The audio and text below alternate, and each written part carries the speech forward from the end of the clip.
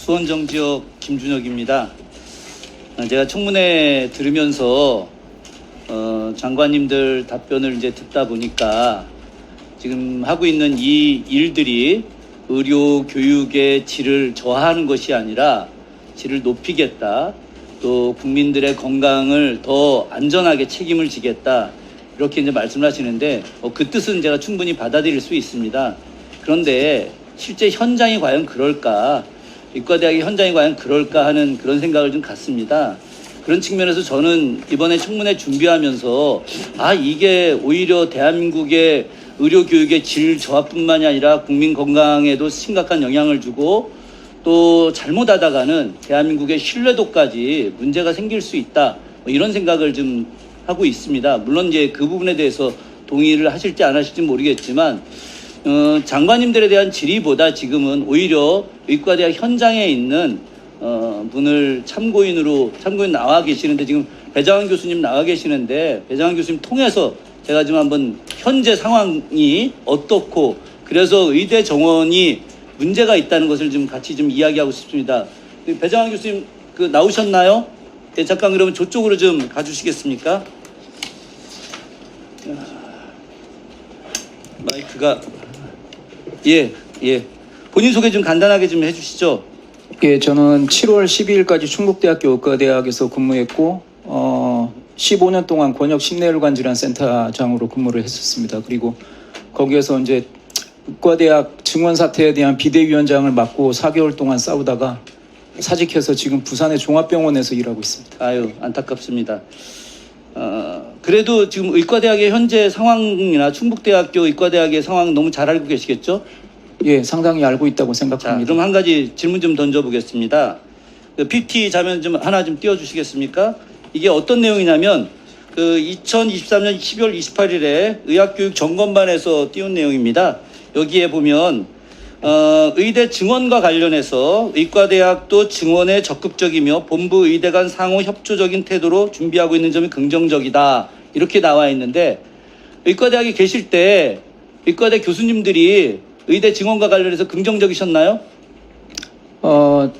총장이 긍정적이셨습니다. 그러니까 총장님이 긍정적인 거하고 아까 동아대 총장님도 말씀하셨는데 동아대 총장님도 사실은 말씀하시면서 사립대학의 어려운 현실을 말씀하신 겁니다. 국립대학 같은 경우는 국가 지원으로다가 의대 증원과 관련된 시설 투자가 가능할 수 있지만 사립대학 어려우니까 사립대학 지원해달라 이런 건데 현실적으로 사립대학이 어렵다는 거죠. 그런 과정에서 진행은 어려운데 다시 좀 교수님께 여쭤보겠습니다. 교수님이 판단하실 때 현재 지금 아주 짧게 정부가 추진하고 있는 의대 증원과 관련된 내용이 올바른 방향으로 가고 있다고 생각하십니까? 모든 과정이 그렇지 않습니다. 모든 과정이 잘못됐습니다. 모든 과정이 잘못됐다. 제가 영상 하나 보면서 좀 하나 말씀드리도록 하죠. 저 옛날 드라마입니다. 이거 허준 드라마 잘 기억하시죠? 자, 한번 틀어줘 보세요.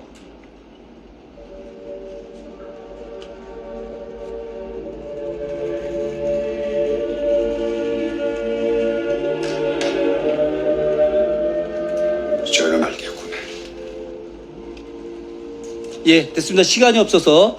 자, 이 내용은 기억하실 겁니다. 역사적 상상력으로 만든 드라마이긴 하지만 과거 의료계에서도 해부학이 굉장히 중요하다고 생각을 했습니다.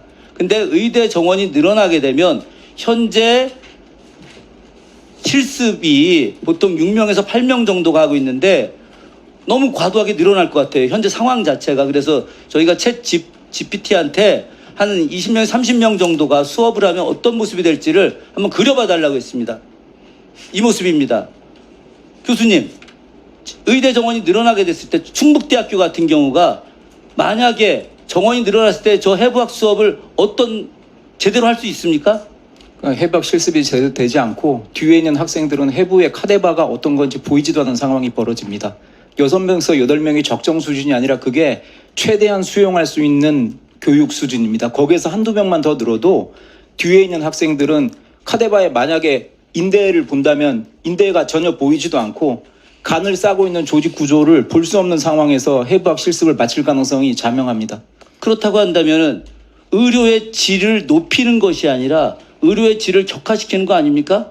지금은 정부가 굉장히 열심히 일을 하시고 계시고 총장도 열심히 일하시고 계시지만 거기에서 바탕에서 얻어진 정보를 분석을 해봐도 지금 갖고 있는 의료 시설이라든가 교지 면적, 학생 1인당 면적, 학생 1인당 교수 수보다 후퇴하면 후퇴했지 절대로 전진할 수 없는 구조입니다. 고등교육법 시행령 28조에 보면 학생 정원을 늘리는데 교지, 교사, 교원 그리고 재정과 관련된 내용이 함께 담보되어 있는데, 자, 교육부 입장에서는 좋습니다. 충분히 시설 여건 늘릴 수 있습니다. 라고 이야기하는데 시설 여건이 과연 한두 개 갖고 늘릴 수 있냐? 한번 PT 한번 봐주십시오. 이게 진짜 현재 국립대학교에 나와 있는 여러 가지 공간들입니다. 대강의실, 시뮬레이션 랩, 술기실 뭐 너무 많아요. 이런 것들이 의대 정원 늘린다고 해서 6개월 혹은 1년, 2년 사이에 저런 것들이 다 충분히 채워질 수 있을 거라고 생각하십니까? 교육부와 총장께서는 200명 학생이 들어와도 1, 2년은 예과 과정이기 때문에 강의실을 증설한다면 된다고 하고 있지만 예과 과정조차도 학점의 3분의 2 정도가 필수 과목입니다. 여기 계시는 의원님들 중에서 200명을 한꺼번에 강의실에 놓고 필수 과목 강의하는 걸 보신 적이 있으신가요?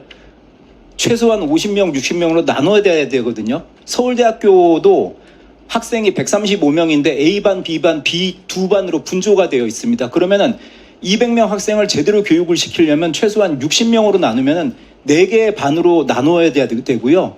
강의실을 60석짜리 4개로 나누고 교수를 4명을 한꺼번에 투입해서 강의를 따로따로 해야 되는 것입니다. 어디 대학에 가도 200명을 모아놓고 필수 강의를 하는 것은 인문대학도 없는 일이고요. 그것은 쉽게 말하면 일반적 시민 대상 강의나 가능한 일이지 지금 준비하고 있는 모양이 뭐냐면은 200명을 한꺼번에 놓고 강의하겠다는 설계를 하시고 계십니다. 자, 제 1분만 좀 더 주시겠습니까? 제가 대학에 재직하다 들어왔는데 저희 대학도 교양 과목도 돼 있습니다. 그런데 의과대학과 관련해서 이렇게 200명을 동시에 수용해서 수업을 할 수 있겠다라고 하는 이런 생각들, 이건 도저히 있을 수 없는 일이라고 생각을 하고 계시는 거죠? 예, 그렇습니다. 자, 그렇다고 한다면 지금 시간이 부족해서 교원 증대와 관련해서는 지금 다음 시간에 뭐 지금 말씀을 드리고자 하는데 1차 먼저 간단하게 현재 교육부는 1,000명 국립대학 교수 증대시키겠다라고 하는데 가능하다고 생각하십니까? 불가능합니다. 왜냐하면 첫 번째가 지금 8월부터 국립대학교 교수를 내년까지 1,000명을 늘리겠다고 계획을 발표하시겠다고 했지만 계획안만 나왔고 계획이 아무것도 수립된 게 없고 1,000명을 늘리겠다고 한 것도 신규 인력을 발령하는 게 아니고 기존에 병원 돈으로 총장 발령으로 냈던 기금 교수를 전임 교수로 옮기는 거고, 그러면 숫자는 똑같이 되고 직급 변경만 생기는 것입니다. 그리고 그러면은 그 다음에는 병원에서 새로운 교수를 1,000명을 증원을 해야지 늘어나는 것 아니겠습니까? 그런데 지금은 거기에 대해서 대비는 아무것도 안 하고 있는 거죠. 그러니까 기금 교수가 전임 교수로 간다는 뜻이지 새로운 교수를 갖다가 내년에 1,000명을 새로 뽑는다는 게 아닙니다. 시간이 다 됐는데 의과대학의 현실을 좀 간단하게 좀 들었는데 일단 추후에 다시 예, 추후에 해주셨으면 고맙겠습니다.